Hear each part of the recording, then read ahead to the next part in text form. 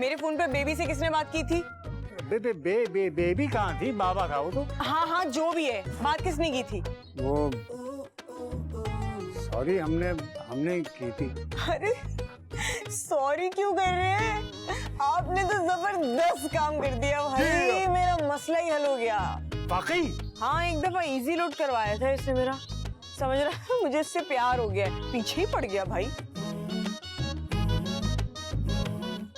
अरे आप नहीं, मगर आपने तो समझे मेरी जान छुड़ाई है इससे। अरे आप फिक्र ही ना करें, आगे भी कोई मसला हो तो बताइएगा। देखिए फिलहाल तो कोई मसला नहीं है, लेकिन आज भी जरा वो इजी लोड करवा दीजिएगा। टिकटॉक बनानी है ना, फैंस नाराज हो जाएंगे मेरे। भैया हाँ ठीक है जी आए। हाँ ठीक है। अल्लाह हाफिज अल्लाह हाफिज अल्लाह हाफिज। यहाँ से जी जी बैलेंस। जी। हाँ हाँ बाय।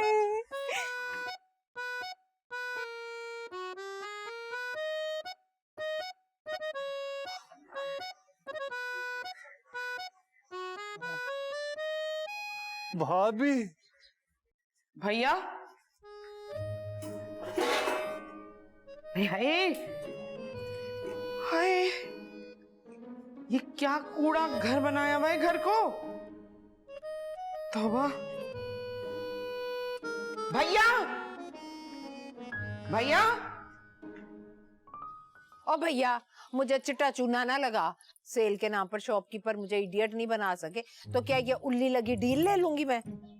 भाभी, आपको भाभी की समधन बन के वही अहमियत मिलेगी जो आप चाहती हैं। बात सुन भैया, मेरे अलियान के लिए ना किसी रिश्ता एजेंट की जरूरत नहीं है।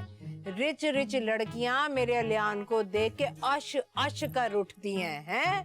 I will do his marriage like this. ये रिच रिच लड़कियां जो है ना, पैसे वाली लड़कियां, एक मिनट भी लड़के की माँ को बर्दाश्त नहीं करती हैं। आपको पता है, ये आपके बेटे को लेके चली जाएंगी। हाँ ते मैं की करना है, मैं भी अलियान दे नाल चली जावांगी। अच्छा, वो रख लेंगी आपको? मेरा अलियान जो है ना, वो अपनी मम्मी के बगैर रह ही नहीं सकता।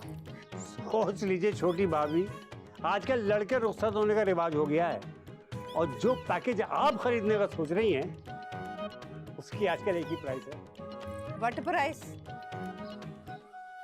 नो सास पॉलिसी।